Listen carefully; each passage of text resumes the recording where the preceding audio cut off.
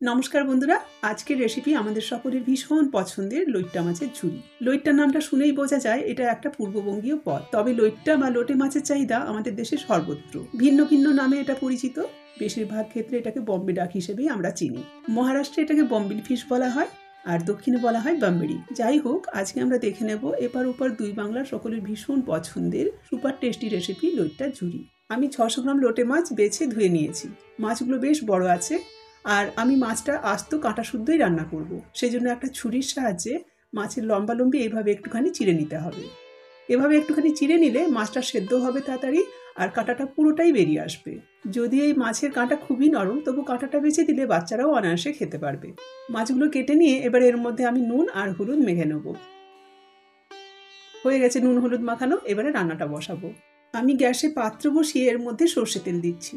এবার তেলটা গরম হয়ে গেলে এর মধ্যে আমি 300 গ্রাম পেঁয়াজের কুচি দিয়ে দেবো। এবার পেঁয়াজের মধ্যে হালকা রং আসা অবধি নরম করে ভেজে নিতে হবে। লইট্টা ঝুরিতে তেল অনেকটাই বেশি দিতে হয়, তবে আমি খুব বেশি তেল দিচ্ছি না। 600 গ্রাম মাছের জন্য প্রায় 75 গ্রাম মতো সর্ষে তেল দিলাম। পেঁয়াজটাও এতে বেশি দিতে লাগে, তবে আমি যেভাবে রান্নাটা করছি এতে কিন্তু মাছ থেকে এক্সট্রা তেলটা বেরিয়ে যাবে। পেঁয়াজটা এবার হালকা করে ভাজা হয়ে গেছে। এখন আমি এর মধ্যে 2 টেবিল চামচ ভরে আদা বাটা রসুন দিচ্ছি। রসুন এখানে একদম মিহি করে বেটে দেওয়া যাবে না, হয় কুচিয়ে দিতে হবে, না হলে আধা বাটা করে দিতে হবে। চাইলে থেতো করেও দেওয়া যেতে পারে। রসুন দেওয়ার পর এটাকে আরও মিনিট খানেক ভেজে নেব।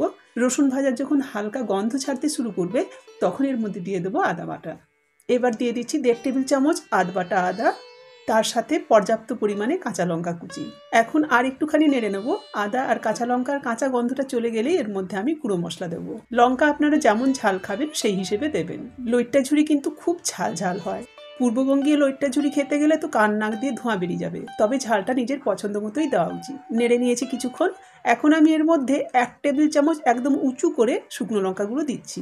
এটা বেশ ঝাল লঙ্কা গুঁড়ো। তারই সাথে দিয়ে দেবো 1 চা চামচ মতো হলুদ গুঁড়ো। এবার মশলাটাকে জাল কম করে একটুখানি নেড়ে নেবো। তারপরে এর মধ্যে টমেটো কুচি দেবো। মশলা দিয়ে জল দেবো না, কারণ পেঁয়াজের মধ্যে যে ময়েশ্চার আছে তাতেই মশলাটা ভাজা হয়ে যাবে। এবার আমি দিয়ে দিচ্ছি টমেটো কুচি। আমি 2টো বেশ বড় মাপের টমেটোকে একদম কুচি করে নিয়েছিলাম, ওটা দিয়ে দিলাম। তারই সাথে দিয়ে দেবো স্বাদ মতো নুন। এবার জাল একই রকম কম রেখে কিছুক্ষণ টমেটোটাকে কষিয়ে নরম করে নিতে হবে। নুন দেওয়ার জন্য টমেটো খুব তাড়াতাড়ি নরম হয়ে যাবে। টমেটো এবার গলতে শুরু করেছে। এখন আমি এতে সামান্য একটুখানি জল ছিটা দিয়ে দেবো। জল দিয়ে নাড়াচাড়া করে এবার এটাকে ঢাকা দিয়ে কিছুক্ষণ রান্না করব। মিনিট 5 ঢাকা দিয়ে একদম কম আঁচে রান্না করব। তাতে কি হবে, টমেটো একদম গলে যাবে আর তেলটা ছেড়ে যাবে। 5 মিনিট পর ঢাকাটা খুললাম। এই যে দেখুন, টমেটো বেশ নরম হয়ে গেছে আর তেলটাও ছাড়তে শুরু করেছে। এখন নাড়াচাড়া করে নিয়ে খুন্তির সাহায্যে টমেটোটাকে ঘেঁটে ঘেঁটে একদম গলিয়ে নিতে হবে। টমেটো সেদ্ধ হয়েই আছে, এভাবে একটুখানি ঘেঁটে দিলেই গলে যাবে। তারপর মিশ্রণটাকে প্যানের মধ্যে চারপাশে এভাবে সমান করে দেবো। এবার এই মাছগুলো দিয়ে দেবো। এক একটা মাছ নিয়ে এভাবে আমি মশলার উপর একদম সোজাসুজি করে বসিয়ে দিচ্ছি। মাছের সাইজ বুঝে ছড়ানো পাত্র নিলে ভালো হয়, তাতে কি হবে, কাঁটাটা বেছে তুলতে সুবিধে হবে। একটু সাইজ করে আমি সব মাছগুলো বসিয়ে দিলাম। ঢাকা দিয়ে এবার এটাকে রান্না করব একদম ঘড়ি ধরে 10 মিনিট। যেহেতু মাছগুলো সাইজে বেশ বড় আছে, তাই মিনিট 10 লাগবে। ছোট মাছ হলে মিনিট 5 সেদ্ধ হয়ে যাবে। 10 মিনিট পর আমি ঢাকা খুললাম। লো ফ্লেমে রান্না হওয়ার জন্য তেলটা পুরো উপরে ভেসে উঠেছে, আর মাছ থেকে কিছুটা জলও ছেড়েছে। মাছগুলোও দেখুন সেদ্ধ হয়ে একদম ফেটে ফেটে গেছে। এবার এর কাঁটাটা ছাড়িয়ে নিতে হবে। এখন আমি একটা কাঁটা চামচের সাহায্যে মাছের এই শাঁসালো অংশটাকে সরিয়ে কাঁটাটাকে বেছে তুলে নেব। মাছগুলো খুব নরম, তাই খুব সহজেই ছেড়ে যাবে। কাঁটা দেখুন পুরো আস্ত উঠে এসেছে। এই কাঁটাটাকে মোটেও ফেলা যাবে না। এটাকে আমি একটা প্লেটের মধ্যে তুলে রাখছি। এই কাঁটাগুলো এতটাই নরম হয় যে একদম কুচমুচ করে চিবিয়ে খেয়ে নেওয়া যায়। এভাবে আমি সব মাছের কাঁটাগুলো বেছে নিলাম। এখন জাল বাড়িয়ে মাছের মধ্যে যে রসালো ভাবটা আছে সেটাকে একদম ভেজে ভেজে শুকনো করে নিতে হবে। মাছ থেকে তেলটা এখন আলাদা হয়ে গেছে। কিছুক্ষণ ভাজার পর দেখবেন মাছের মধ্যে তেলটা পুরো বসে গেছে।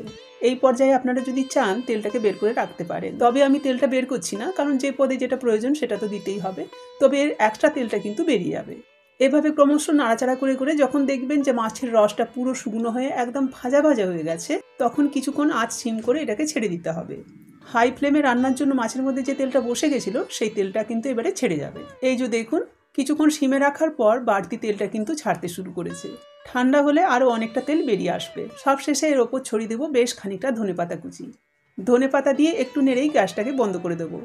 ব্যাস তৈরি হয়ে গেল জিভে জল আনা স্বাদে লইট্টা ঝুরি। এবার এটাকে নামিয়ে নিতে হবে। লইট্টা ঝুরি কিন্তু শুধুমাত্র গরম ভাতের সাথেই বেশি ভালো হয় খেতে। এটা রুটি পরোটার সাথে সেরকম জমবে না। গরম গরম ভাতের মধ্যে অল্প একটু লইট্টা ঝুড়ি মেখে খাওয়ার যে স্বাদ, তার কাছে পোলাও বিরিয়ানিও ফেল। তবে সাথে কিন্তু বাচ্চাদের কান্না থামানো মুশকিল, তাই ঝালটা একটুখানি বুঝে দিতে হবে। এবারে আমি লইট্টা ঝুড়িটা প্লেটের মধ্যে বের করে নিচ্ছি। ব্যাস, এখন গরম ভাতে এটাকে মেখে খাওয়ার পালা। এই যে দেখুন, বাড়তি তেলটা কিন্তু পুরো ছেড়ে গেছে। ভিডিওটা আপনাদের কেমন লাগলো জানাতে ভুলবেন না। যদি ভালো লাগে তাহলে লাইক, কমেন্ট, শেয়ার আর চ্যানেলটাকে সাবস্ক্রাইব করার অনুরোধ রইল। ফিরে আসছি আবার নতুন কোনো রেসিপি নিয়ে। ততক্ষণ সকলে খুব ভালো থাকুন, নিজের খেয়াল রাখুন।